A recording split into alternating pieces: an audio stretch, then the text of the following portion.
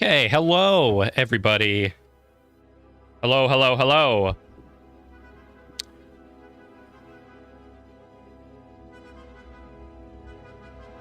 Oh.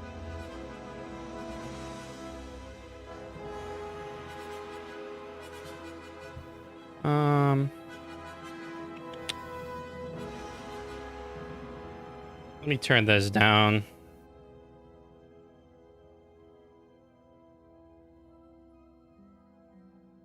Hold on one sec.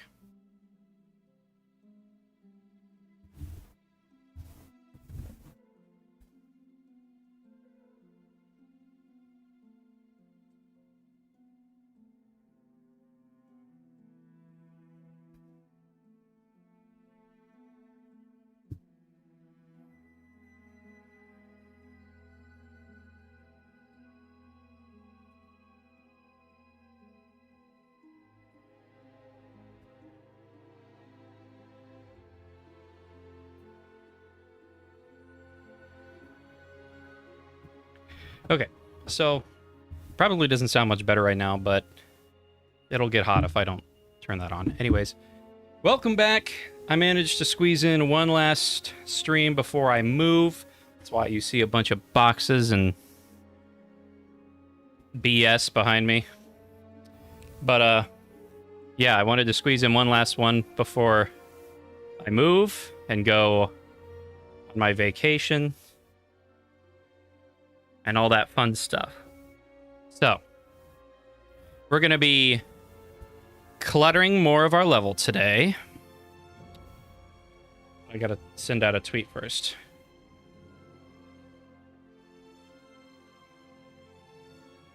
Oh, for God's sake.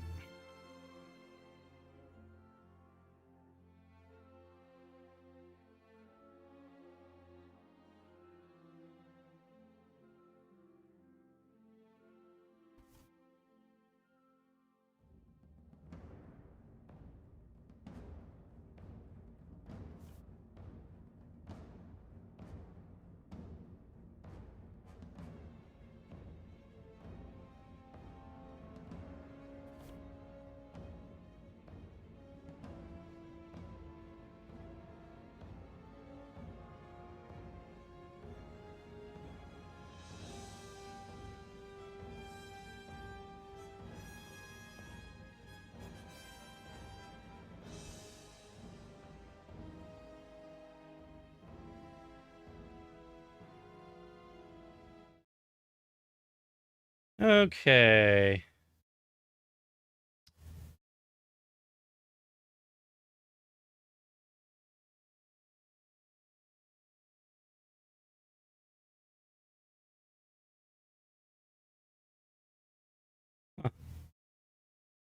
Huh. I don't want to watch this.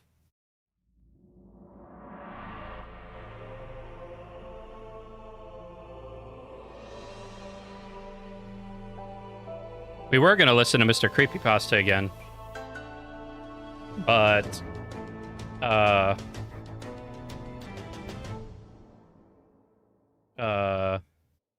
What's up, everybody? This and is welcome kind of back funny. to another episode of the Kind of Funny Xcast, your home. And for Todd all Howard's things there. Xbox here at Kind of Funny. Of course, I'm one of your hosts, Snowbike Mike, and today I am joined by my two gaming dads back at it again, and one incredible special guest, of course, from Bethesda Game Studios. It's Todd Howard. Todd Howard in the building. Todd, I'll start with you because you're our guest. How are you today? Well, I'm fantastic. Thanks for having me. You know, I met you guys each before, and just to let you know, I am actually such a huge fan of what you guys do. I watch it all the time and love the conversations you have, and couldn't be more excited actually to be here with you all today. Thanks, Todd. And, you know, it was really special to get to meet you over the summer, and I'm sure everybody here has their own very special story. But it is By the way, awesome today that we you're are here drinking on the Kind of Funny Crown Xcast Royal with you. So thank you peach for your time tea. and hanging out with us. Very And of course, good. guys, my gaming dads, I want to kick it off with you two and Todd because we just celebrated Father's Day. And I want to give a big shout out to my gaming dads out there because, of course, all those gaming dads around the globe, you're incredible. We want to celebrate you this week. And I want to start off with you two, and then Todd. What is one of your favorite gaming dad moments that you've gotten to share with your kids? Because I'm sure you've had some memorable ones. Gary, I'll start with you. Give me a good one. The first one that popped into my head, and I have a clip of it, and it genuinely was a proud dad moment. The first time my daughter legitimately won a crown in Fall Guys all on her own for the first time. That was amazing. Hey, there you go. Incredible to see. And she had come so close a couple of times, like last second tail grab in Royal Fumble, and I was devastated for her. When she finally got one, like I made sure that I clipped it. It was just like a proud dad moment. There you go. Paris Lily, tell me a proud dad moment that you had gaming side. Mine is so easy. It's my son when he was 9 years old. He might have been 10, but 9 or 10 years old. 2015 King's Fall raid, Destiny. Oh, okay. Didn't have to carry him. We ran through the whole thing. That's actually really cool. That's great. Fantastic moment to be able to do that, to be able to share that with them. Yeah. Actually, I'll give you another one from Destiny. My son and I also doing trials, getting to the lighthouse together. That's something I'll never. That's forget. great. Like the new That's version great. Of like when you take the training wheels off the kid's Yeah. bike and they can Yeah. go by themselves. It's the new video game age of that. That's a special one. Yeah. Of course, Todd, you're a dad out there. Do you have some proud gaming dad moments? I mean, you got to have a special one where you like point at the TV and go, I made that with my team, right? Like, is there moments like that? It took me a long time to get my kids to play my games, actually. But some of my fondest memories gaming with my kids has really been Minecraft. For a long time, for a decade, we always come back to it. And it's just like a world that we can all build and play in together. And it's really, really amazing.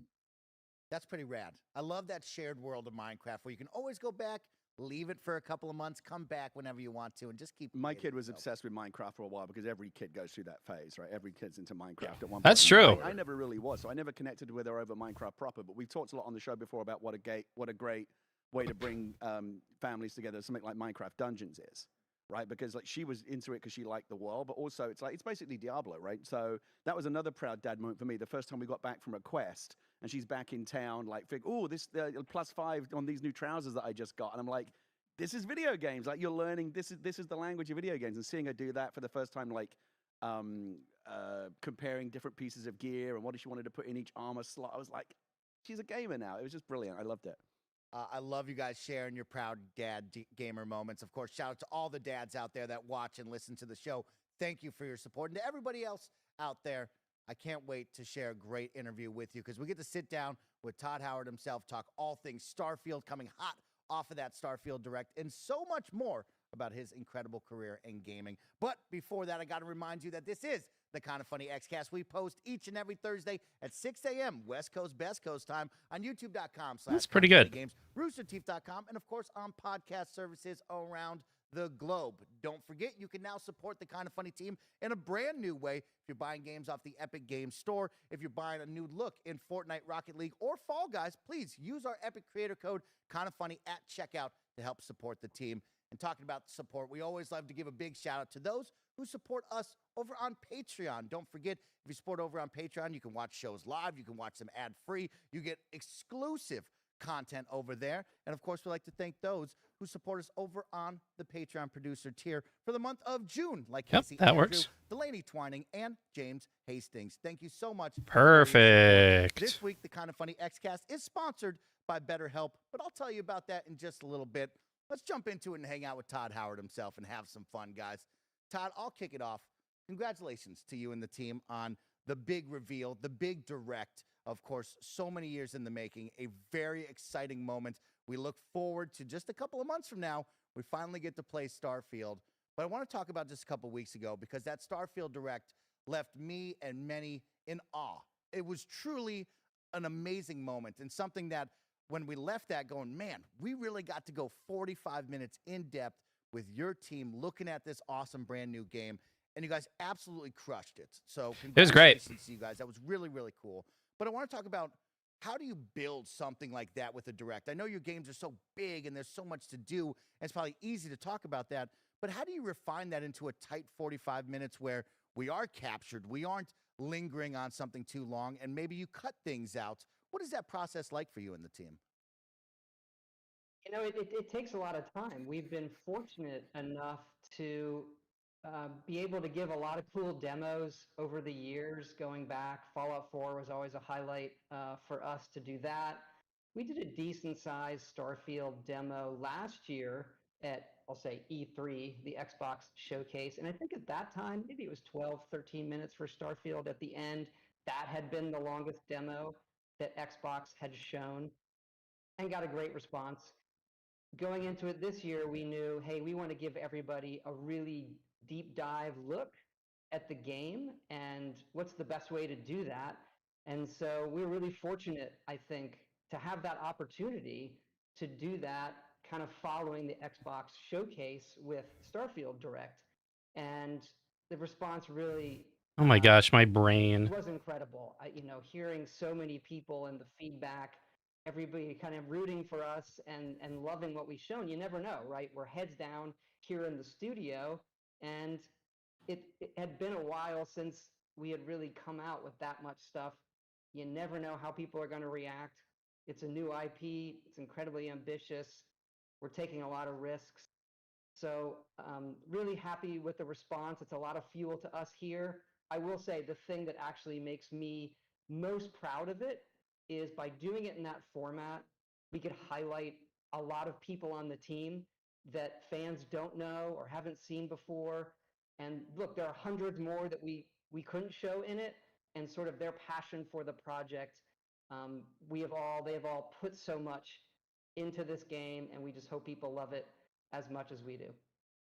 So, Todd, first and foremost, thank you for coming on the show. I kind of want to have. I've been really thinking about like, what's the first question I'm going to ask Todd, and I'll take it from the direct, just how I felt in the moment. Again, it was an incredible presentation, and the thing that I saw in that direct, because there's just so much information. There was just such a data dump that you had of things that Starfield is going to be able to do, but the kind of fun thing that I want to ask you, which can lead into a bigger discussion, is at one point, you were basically a space pirate. You could board a ship, you could take the ship, you could take everything you want on there, all the sandwiches, all those fun things. But it kind of leads into outside of the main story, the discovery, the exploration that you're going to be able to do in Starfield. Can you kind of talk about that a little bit? Sure. I think if you look at all of our games, that kind of feeling is what we want, where you can look at the scope of the game and the sort of palette of things and menu of things you could do, and then say, what if? And then I'm going to go Yeah. do these things. And I think that idea of being a space pirate, there's a whole faction for it, by the way, with the Yeah. Crimson Fleet, or being a smuggler, or having contraband and shielded cargo, or taking over things. Those are all things that we think about as well, and we want to find the best ways to enable that while it not feeling separate, while it fitting in part of the game itself. You see that in the video, I think, when you arrive at Jemison, where they actually do a contraband scan that you pass in that case. So a lot of really cool systems, and we do so many of them. I think what's we really work on is how do all those systems come together and collide and create some really, really cool moments where the players, yourselves, have that agency to go really do what you want to do in the game. Oh, what is it Yeah, called? there's going to be a lot to do in this game, and I'm looking forward to that, Todd. Really exciting stuff. You talk about all of the different systems at play and how big this is and the player freedom. I do want to jump in right away because we got over 1,000 community questions written in. They were very excited that you're going to be on the show, and people really wanted to talk with you How long do about we some have? of this stuff. Of course, a big one that Xbox has been pushing on the XCast side of things is accessibility. And of course, you and your team have been doing this for many of years. You've worked on these settings. Xbox, it's a big drive for them right now, is the accessibility program and making sure everyone can play around the globe. You talk about players first. What is it like creating a game that's so big and has so many systems and also mixing in accessibility settings? Is there something that stands out to you this time around? Well, first, I think Xbox has done an incredible job there with everything they've done with accessibility and their controller in particular. You asked one thing that we're really leaning in on with this game is having a large font mode, which really is important in an RPG where there's a lot of stuff to read. So it comes into play with obviously for accessibility, but also various monitor sizes. I'm noticing that that's really helpful when I play. There's a lot more handheld devices coming out where you can stream these games or sometimes even play them natively, and it really helps us there as well. So that's one in particular that we're leaning in on. That's sweet. That's sweet. And you talk about handheld. Can you share with us? Is it Steam Deck compatible? Is that something you focused on, or is that something we share later down on the road? We'll talk about that later down the road. Yeah. All right. Let's jump back into the fun, though, because there's a lot of cool stuff, Gary. And I want to get into being a space pirate, but I want to talk about the first steps, creating the character. You guys have now pushed backgrounds and traits into the fold of things. And of course, we've had the stars before in Elder Scrolls. What is it like now putting traits and backgrounds? What are some of your favorites, and what kind of uniqueness did you be able to bring into that? Yeah, I think for us, we've done a number of games, obviously, over the decades that have What the various fuck? character systems, and I think we've learned a lot in terms of how does it feel when you start a game? What are those first choices like before you understand what the actual rules of the game are? That's always a trick to get right. And then how much depth does it have if you've playing for 20 hours or 50 hours or 100 hours or 500 hours? And so I think we've hit a real sweet spot with Starfield with giving you that flavor right out of the gate, where you are going to pick some starting skills with your background, but that also has flavor. People want to role play. They don't want to just see it as a list of numbers. You know, I'm a chef. Okay, what can a chef do? How does that factor into dialogue or other choices in the game? And then, so that's the background. That's it. Holy fuck. It's a little bit of a How did I original forget callback, that?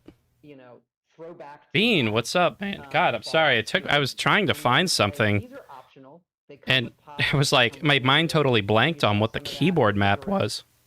with the Adoring Fan and some other ones. The Parents is a really, really great one that we all love. So it lets you, you know, if you're going to start over, even play the game in a different way. Can I follow up on that really quick? Just staying along those lines of the skill tree, there's also the ranking system in there as well. Can you kind of elaborate on that a little bit too? Yeah, sure. Those, and what we've given ourselves there is a lot of flexibility and flexibility to the player. First, we have the visual, right? I actually love these patches, badges that can go on a spacesuit and how they unlock. And then they're tiered. So as opposed to being a strict kind of tree you have to go down, you can say, I want to focus in technology, and then the different tiers of skills will open up, and it gives you flexibility within that.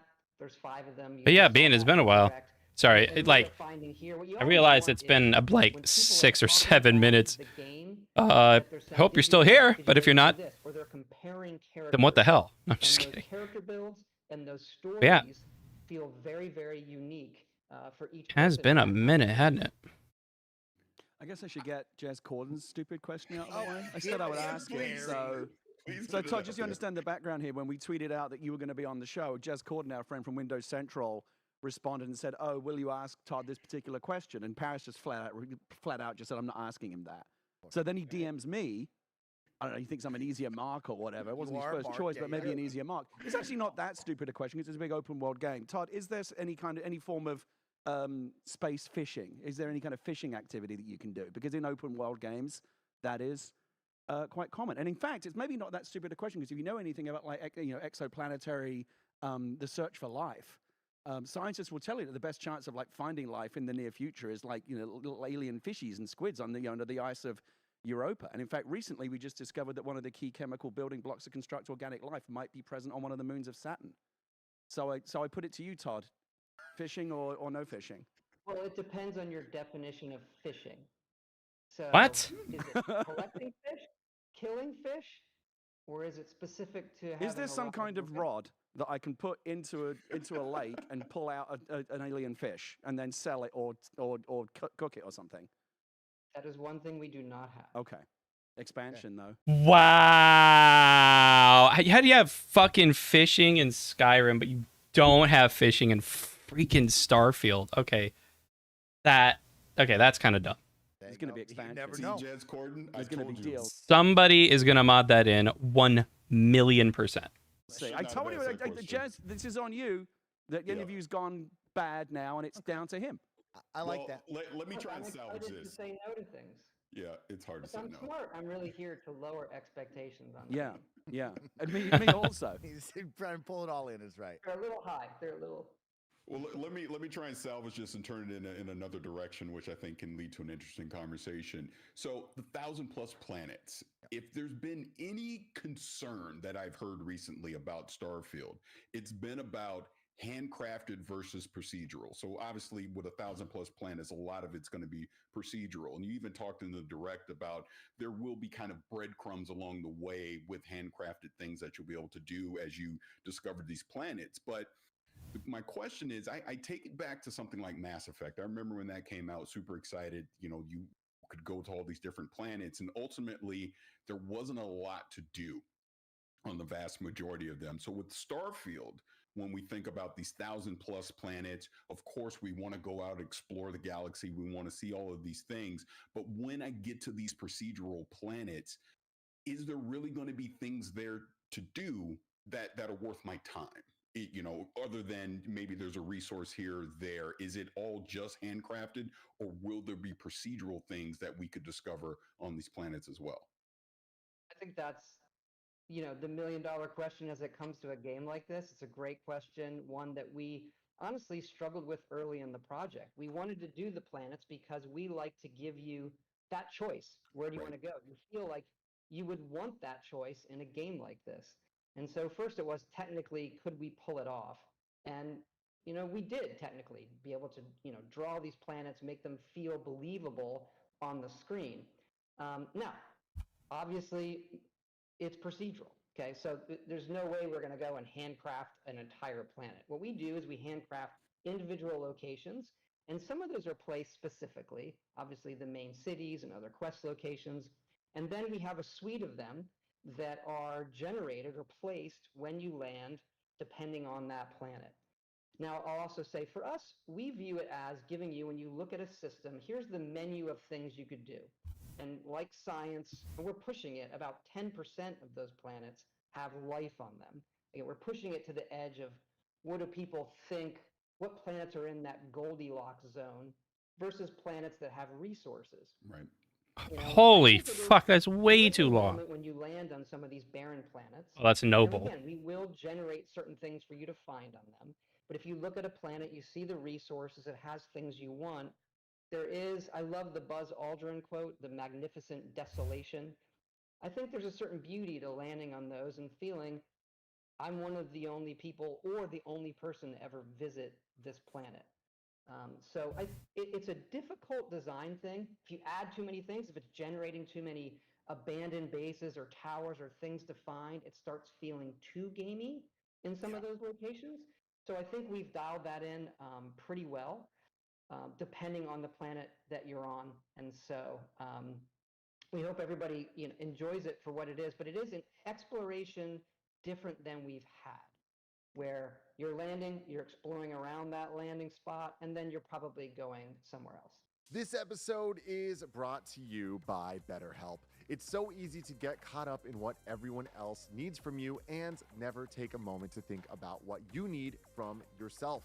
I know this from experience, how often it just seems easier to care about others and to keep it moving. But when we spend all of our time giving, it can leave us feeling stretched thin and burnt out. Therapy can give you the tools to find more balance in your life so you can keep supporting others without leaving yourself behind. Some of my very best friends use BetterHelp and love how helpful it can be for learning positive coping skills and how to set boundaries. It empowers you to be the best version of yourself.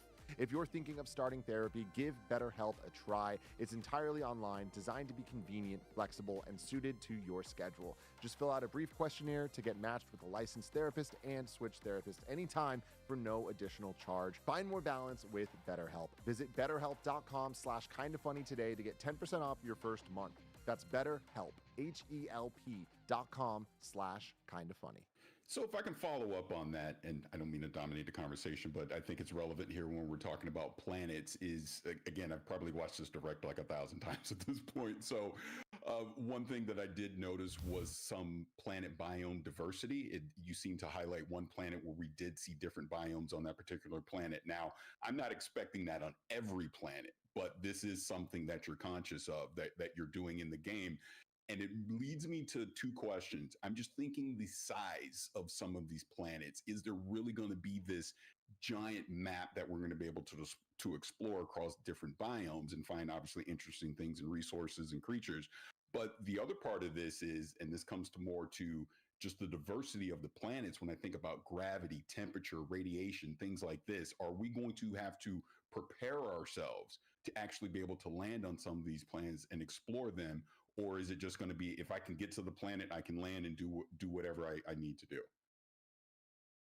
There's a lot there, but I'll say Yeah. Sorry. We have a lot of biomes. We Yeah. do look at temperature. We look at the radiation. We look at all of those things on a planet so that your suit and your protection, you can get certain ailments if you're not ready, and certain weather things can come through with all of that. So there are obviously planets that might have one type of biome, and there are planets that have a whole bunch, and their creatures and the plants and everything go with the biome. So there's a whole part of the game where surveying a planet, like discovering all of the flora and fauna and resources. Plants also have traits, usually geological things that are inherent to that planet, and uncovering those. And if you fully survey a planet, that data is actually worth a lot of money, credits in the game that you can sell. So there's a whole part of the game that's really just doing that. It's a little more, I almost describe it Zen-like. You can get on a planet where the creatures there, some of them can be aggressive, where it can get dangerous if you're exploring the planet. And you can watch the creatures. We've actually had a problem at times with the predator creatures going and killing all of the more peaceful creatures you're coming across. Wow. Why are they all dead? And then you realize there's something dangerous in the area. So I would say this, that we do everything that you mentioned, and we really try to mix it up and spend a lot of time balancing that.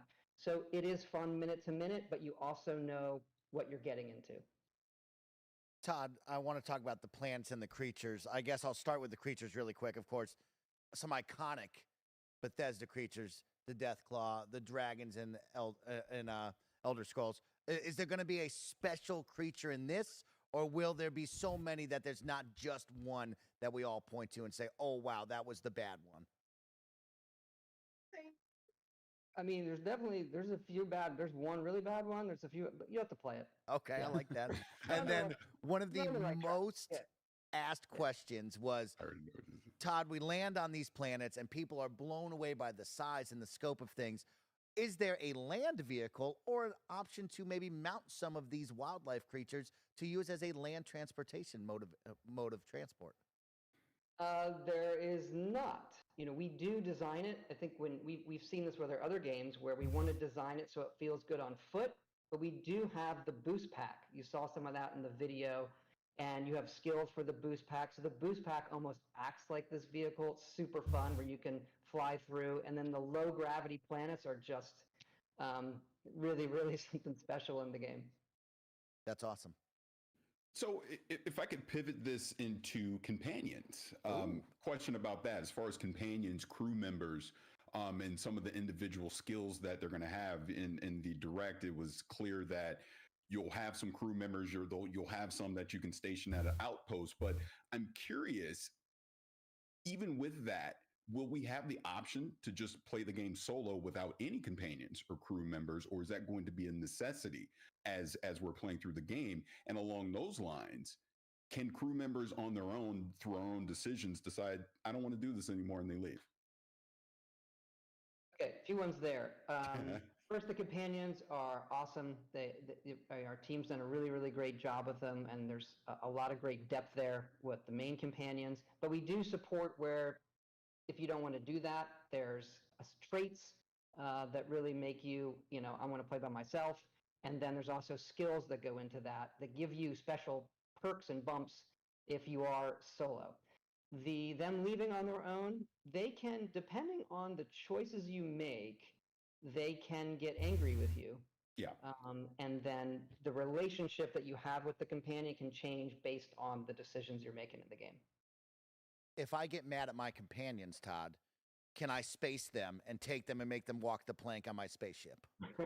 You can leave them behind. You can tell them where to go. You can assign them. You can assign them to outposts. You can assign them to ships that you're not using and things like that. I have a fun one coming in from the community. Courtney writes in and says, are the Constellation companions the only ones that are able to be romanced? A lot of people very excited about romancing NPCs. What is the breadth of that? Is there a wide range? The 4 main Constellation ones are the ones that support full quest lines for them and romance. Great. Also, I had another great one. Someone wrote in and said, could my crew on my ship be all robots? Is there a possibility of having enough robot companions / crew members to be an all robot starship? Technically, yes. Okay. It's so weird the Awesome. questions that people come up with. Yeah. Todd Well, creates some special Technically, games. Him I and don't his want to team. oversell. I mean, there's Vasco, and then there's a few other things, but Okay.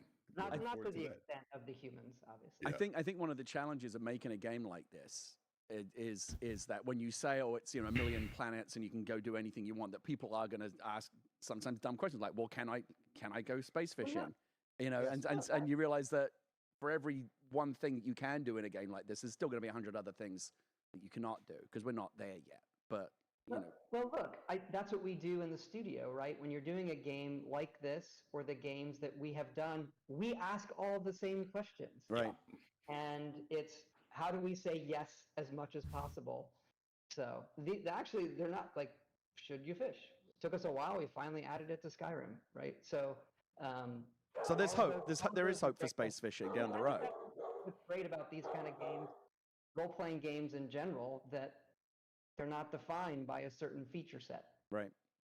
Todd, I want to talk about the music because I know music is very important to you and the team, and it's something you kind of base a lot of things off of. And we've seen music really get a lot of shine in the gaming industry over the past couple of years, which is all due and that deserved, right? I want to talk about how you build music into an open world game like yourself, right? Where maybe me and Gary never hit the same point, or how do you make sure the music hits at that right perfect moment if I'm 30 steps the wrong direction, or maybe I never hear that kind of music? What is that like creating music around such a big, freedom-driven open world game? Well, actually, music is one of the first things that we start with when we make a game. We do concept art and we start writing the music. I think the music for Starfield, the work that Enon Zur has done there is just incredible. It could be my favorite game music. And we did that very, very early. So when we're working on the game, we're looking at the concept art. The music is giving us all a feeling of what this world feels like, what this experience feels like. How we do that in an open game is there is a whole system behind like what is happening, what's the mood right now, and then it is pulling from a collection of tracks that fit that mood and then segueing between them. And it might be easy to say, oh, you're just going to do this all the time, but the trick we find is actually when it has time to breathe, when the music actually kind of subsides for a bit so that when it does come on and we're trying to hit a certain mood that you're in, it's impactful. I've also noticed, and happy to hear from all of you, but sometimes the music can come on and maybe it puts you in a mood. Like, oh, you're hearing this music and then you're like, oh, I think I'm feeling I should do the following now. And then it puts you in a certain mood that you weren't in before. So we get some of that sometimes, not intentional, but it's not a bad thing. Since we're talking about audio, I guess I should ask the other question that we were talking about before the show. This is will the game have this? We were talking about how much we love in-game radio stations, and Fallout obviously is one of the better examples of that. Is there any kind of space radio that we'll be able to listen to as we're exploring? There is one, but it is pretty much local to a certain location. It's Okay. not something you can dial into when you're away, but there is a little bit of that, I would Cool. say. I love in-game radio. We were just... That's wow. Okay, come on, Todd. I'm getting a little disappointed here, man. Like, how can you not, when you're traveling thousands of planets, how can you not have the ability to tune in to some sort of space radio? I feel like that'll be so boring. Yeah, we were talking about that, of course, the radio host. Todd, did you ever think to yourself, I would like to be the radio host for one of my video games. Put me behind the microphone. Let me go wild. No, I don't think that's for me. And actually, the last DJ we had in Fallout 4 is Brendan Hunt, who everyone knows as Coach Beard on Ted Lasso. No fucking way! I had no idea! No way.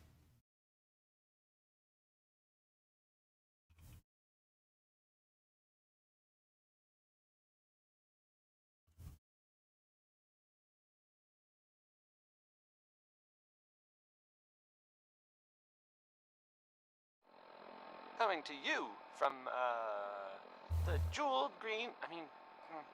The green.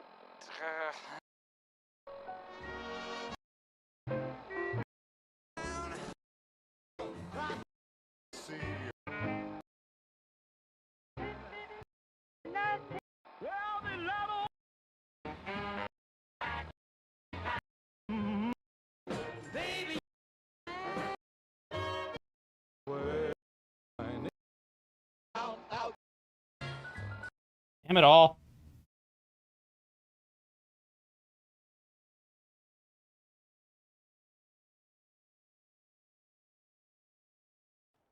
Right Behind You Baby is next. It's a really upbeat song, but I don't know. I feel like maybe Ray Smith was a little creepy. I can hear it. That's ridiculous. Yeah, how is there no space radio? Like, what the hell? No fucking way, dude. I need to verify this. Travis. Oh my god, it actually is, dude. That's fucking wild. I had no idea. That's So- amazing. I didn't know that. That's awesome.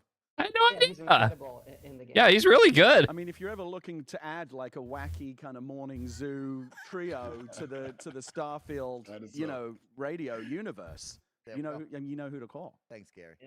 Space Bike Mike. Yeah, Anytime. so- anytime. This shit writes itself. I told you the creative process was easy. It's like falling off of a log.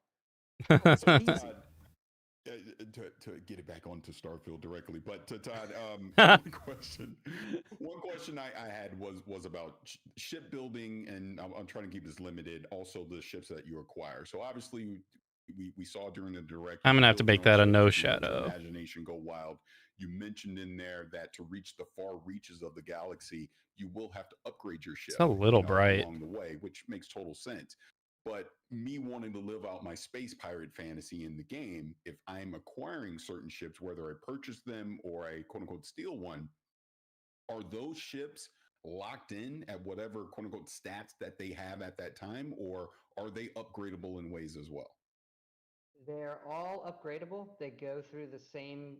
We built those ships with the builder that you all saw in the direct.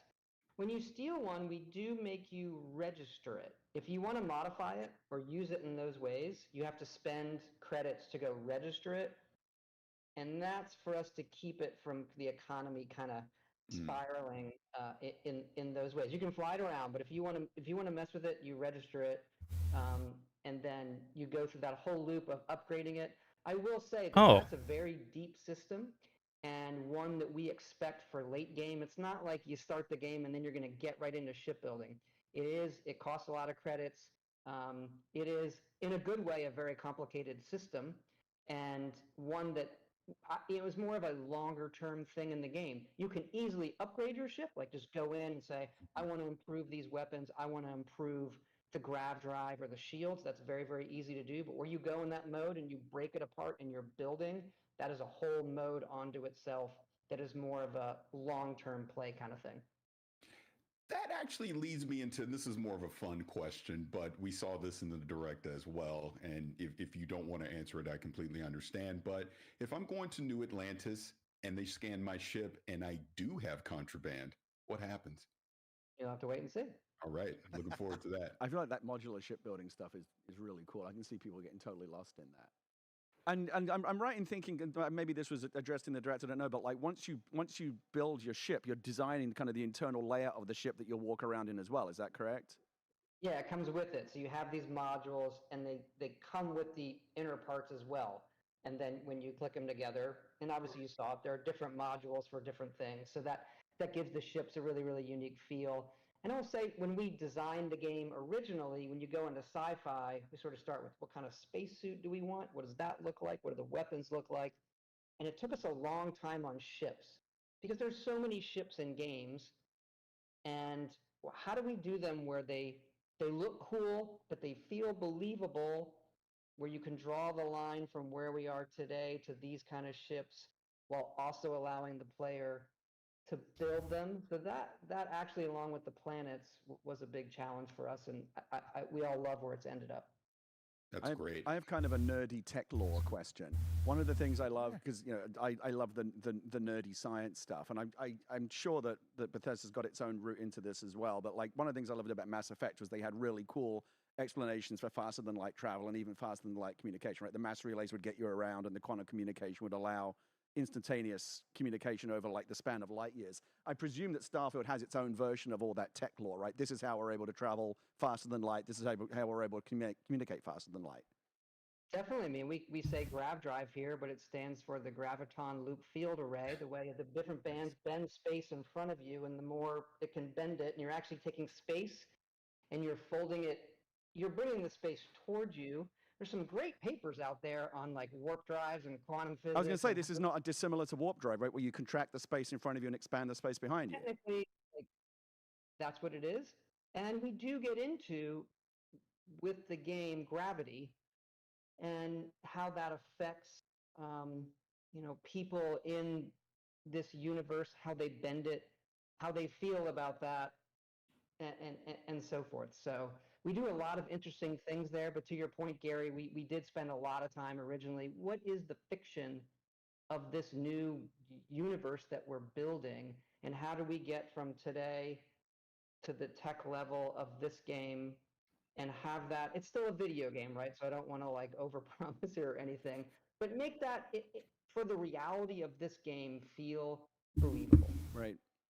Todd, I want to stay on tech with you really quick because I know you're a big tech guy, and of course we see the Xbox Series X and of course PC's continuing to push the level of tech for game developers like yourself and the team. What are some of the benefits you've seen with the Creation Engine 2, maybe Dolby Atmos? Are there things that really stand out to you going, man, I love that we can utilize this, or I can't wait for the future to continue to push this? We are just so happy with the new engine. It took us so long to do. Our tech team, they're wizards, led by Chris Rodriguez and Joel Denault. And what we're able to do in the game and have all these things looking amazing and running, from all of the items that we're simulating, and people, spaceships, full planets. Our lighting model is just awesome. The real-time GI. We didn't really show this off, but I'd love to in the future, which is we have some great volumetric fog and how that interacts with the lighting. Then you get into the physics and we start messing with gravity. It gets even crazier. Our quest system, I think people are, there are a lot of open world games now, but I think what really makes ours different is that all these quests are running. It's not like you start a mission and we shut everything down. You can be on dozens of these at once. And that obviously it creates a lot of chaos sometimes in our games. We're aware of that, but it also creates these magic moments that we just love and our players love. And I think that's what's really, really special about it. Well, Todd, that actually leads me into one question that I know the community has been asking a lot since the Xbox showcase. Fantastic interview you did with Ryan McCaffrey, and you did address why Starfield is 30 frames per second. Totally understand it, totally get it. Think No. the Foundry did a great job following that up. But my question to you is, was it ever under consideration to potentially do a performance mode that you would take away some of these features like you just talked about with the volumetric fog? We never looked at taking features away. Our focus is on delivering all of that. Obviously, we've seen all those comments. Digital Foundry, they do an incredible job. I don't think they know how everybody in the game industry watches every single one of their videos. They do a fantastic job. And ultimately, look, we boil it down to we wanted the consistency. Game is running great, but we don't want players to ever think about it. We have obviously seen other games that have performance modes, and we lean toward consistency overall, and we talk to our fans and hear that from everybody. So we're feeling really great. Game feels great in your hands. I mean, if it feels great, then that's fine, but I still think you're taking the choice away. Look and feel great. Things like motion blur, how fast the game refreshes or reacts to a controller input, all of those things matter to something feeling great. And I can honestly say this is the best feeling game that we've had. Awesome. Awesome to hear. I have a question, and this is mainly because it's been on my mind recently, because I'm like a lot of people, I'm playing a lot of Diablo 4. And I love Diablo 4, but it also reminds me a lot of what has become very kind of calcified and very familiar and gamey to me. We were just talking about this before the show. So Todd, I wanted to ask you like how you approach things like side quests and I don't know if you feel like it's necessary to try and break this cycle and get away from it, but for me, it's starting to feel very old, where I walk into a village in Diablo or any one of these kind of games, and here's my side quest. Space bandits stole my trousers. Go kill 10 of these bandits. One of them will drop something. Bring it back to me, and I'll give you a better hat. And I just feel like I've been doing this same shit for like 30 years, and I'll still do it because that push the button, get a pellet, dopamine hit still works. But no, I wish we could find a different side quest or dynamic or a different way that didn't feel so like gamey as that. And I don't know if there's a question you've asked yourself over the course of developing so many games or in this game, Tobble. Like, do you get what I'm talking about when I feel like a lot of these quests feel like generic video game quests, and how do you break out of that sameness? Yeah, and to show how much I listen, I believe you mentioned that on an earlier podcast. Yes, like he's not. Yes, I told you Todd wasn't full of shit. He actually. I guarantee Starfield's going to have some of this. Yeah, I mean, because it's hard to completely reinvent the wheel, but like I don't know, I just feel like it always reminds me that I'm in a video game when someone tells me a story like that. Like somebody stole my pet cat, go find it, and I'll give you some space gold or a better pair of gloves or something. I don't know. It feels like we've just accepted that that's what side quests are now, and I wish there was a way to approach them differently. Is there anything in the side questing off of the main quest line in Starfield where I'm going to go, oh, that's a different way to do a side quest. That's cool. Well, look, it comes down to making all of that content, and our folks have done an incredible job there, and there really is a lot of it. So we have a lot of specific quests, but it's not what you're talking about, the sort of random one-off ones. I don't think it's mutually exclusive. We obviously have a bunch of that. Right. You can land on a planet and go to an outpost, and we're going to generate a mission nearby, and you're going to see some of that. But I think that's okay if you know you're in for it. And those activities, if the gameplay is good, can be fun, but they shouldn't take the place of those more in-depth ones. And we've done a lot of those. Right. Todd, you talk about content. I'm going to start ramping us down. So guys over there, start thinking of your final questions for Todd. I want to be respectful of his time and get us out of here in a timely manner. But talk about content, Todd, and of course, you and the team and thinking about what you guys can create, but also there's the side of the mods. And, your team at Bethesda have done a really great job with mods and allowing the community to create and build within your worlds. Have you seen something that stands out to you in previous games through the community where you go, man, that team did a really great job. That is awesome on the mod side of things. And of course, moving forward, are you excited to put mods into this game with so many planets to explore and the opportunity to create? Yeah, I think Starfield is going to be kind of a modder's paradise. It's part of our DNA here. We've been doing it for over 20 years. And our community around that, because look, we've usually been classically single player. That has been our community. And people are still modding our games and playing them. So we're doing a lot of it. And I think one of the things that I'll call out is it's important for us not just to enable that, but to participate, right? To make it easy for them, to make this where they can make it not just a hobby, but a career. We've had a lot of great success there. So looking forward to what everyone's going to do with Starfield, just like cannot imagine. That's awesome. Same. I'm going to be very excited for that. Question I have as we wrap this up, there's 1,000 more I would love to ask, but we want to be respectful of your time. Outposts, you kind of slightly mentioned that a few minutes ago.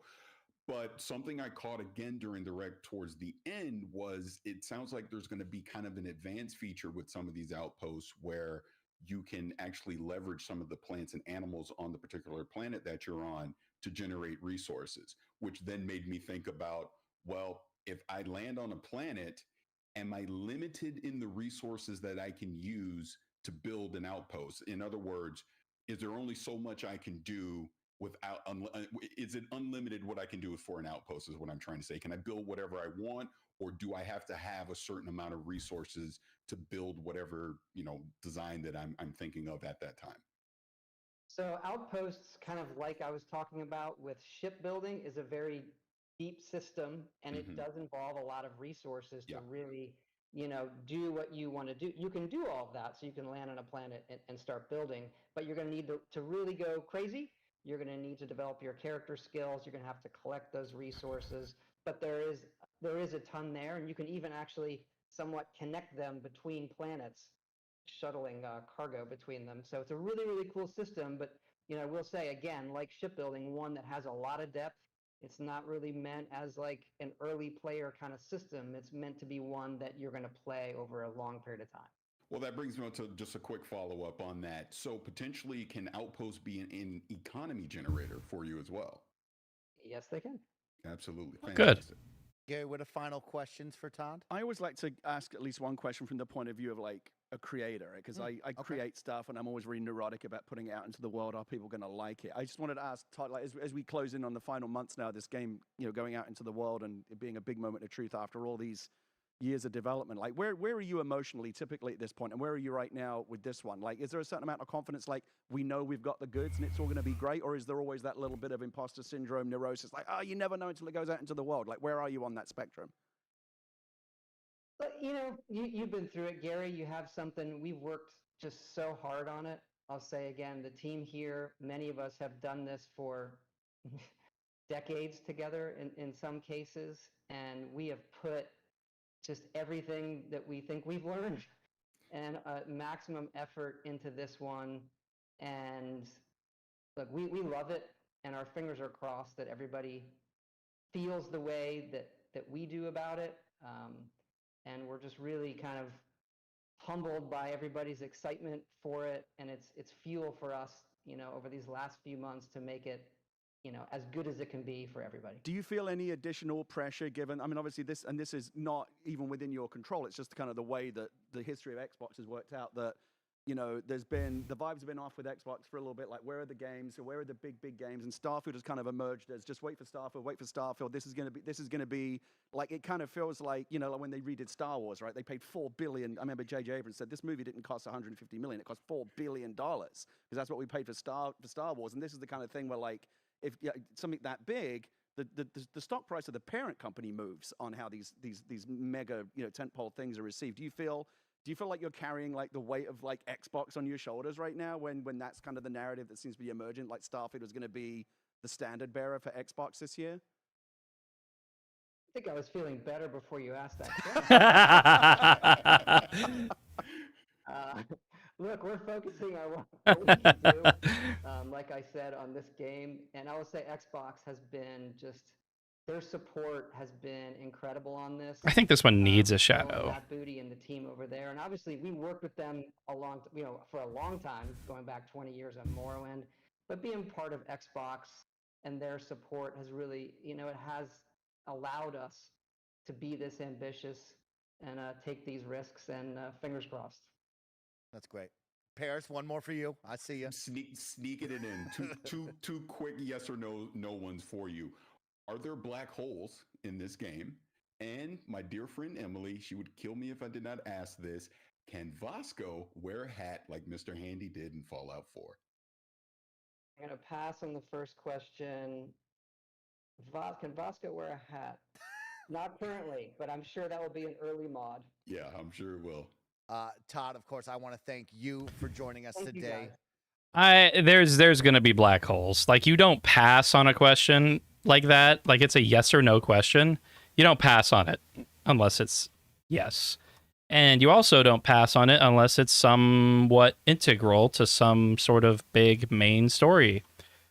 I still kind of think it's like they might kind of coincide wormholes and black holes. Talking about the support, we always love to give a big shout out to those who support us over on Patreon. Don't forget, if you support. Oh shit! I got fucked up. And my dear friend Emily, she would kill me. I like the big worlds that do some of that. We have some mobile stuff going. For joining us Thank you, today. guys. I have two quick small ones for you. Have you ever wanted to do a smaller project? You and the team, Todd, have created these massive, incredible games. Have you ever thought about making a small game? Like a little Pentiment kind of thing on the small. side? Yeah. Well, we have the mobile team. We did Fallout Shelter, which I think is our most played game ever at this point. So we do some of that. We have some mobile stuff going too that looks really cool that we haven't talked about. So we get to dabble in that. But at the end of the day, I as a player, I like the big worlds that I can get lost in. That's why, many of us here wanted to make games. and it's really really rewarding for us. And I think it. so I think it thankful looks good. for the opportunity, and thanks to thankful to be here with you guys today. Todd just hit the nail on the head, Danny. You'll have heard me say this on the podcast before, that my favorite kind of games are not me thinking about like a game that I'm going to go play, but like a place where I'm going to go and a world that I'm going to get lost in. Yes, Mass Effect was 100%. that for me. Los Santos was that for me. And that's why I'm excited about Starfield, is I want to just forget my real life. Not that my real life sucks, it's pretty good, but I just want to forget about it and go visit a million planets and hit space aliens on the head with a hammer. Well, that is the perfect way to end this, Todd. Thank you so much for your Thank time. you guys. And Thank most you, Todd. importantly, thank you Thank you. to you and your team for creating games that I love, that we love on this panel, and that the audience loves. That is a really special one that you guys get to do. So thank you for everything. And with that, that is the way we say goodbye here on the Kind of Funny Xcast. We have a lot more heading towards Starfield's release in September, so keep your eyes out. We'll have fun. And to Todd and the team, best of luck. We'll see you at the finish line. Thank you. Thanks, guys. Loved it.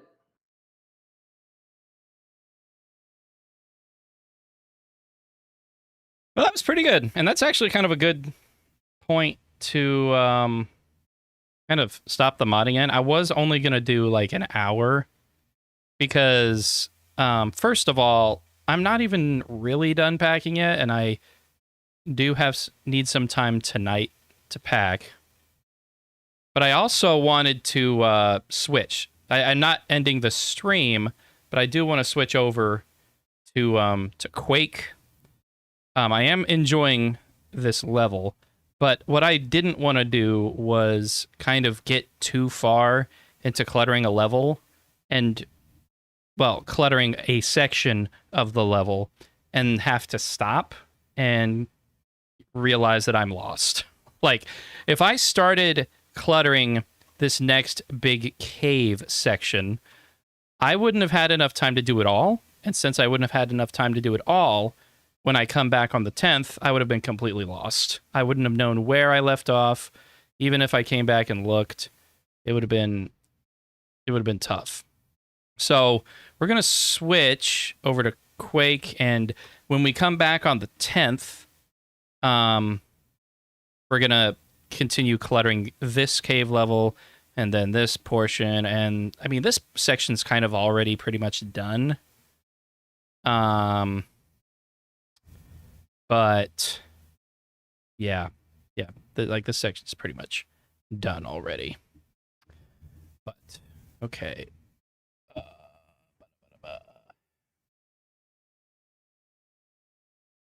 was gonna switch Quake.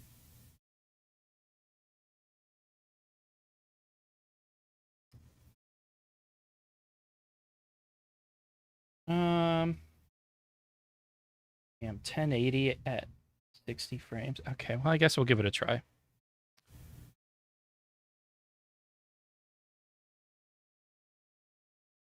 That's not done yet? Wait, what the hell?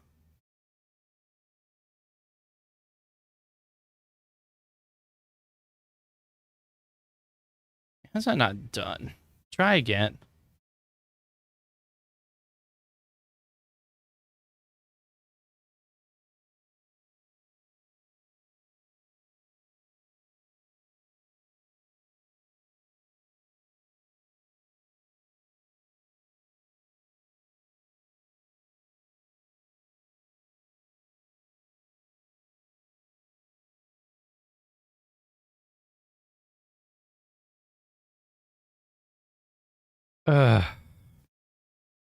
Why the hell can't I fucking use the Skyrim creation kit and not have this fucking update?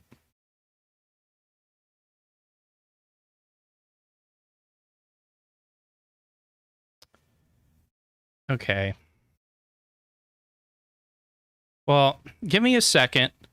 For some reason, it's like updating, and for some reason it like didn't update already.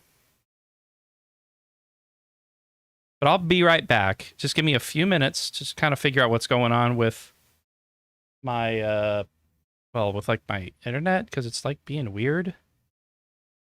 But I'll be right back. I promise. We're gonna come back and start up Quake Champions. But for everybody who's like watching on YouTube, thanks so much for joining me. I'll see you all on July 10th, July 10th, which is 2 weeks and 3 days. And I'll come back nice and refreshed, and we'll get back to modding Creation Kit. For everybody on Twitch, I'll be right back. We're going to switch right over, but just give me a few minutes.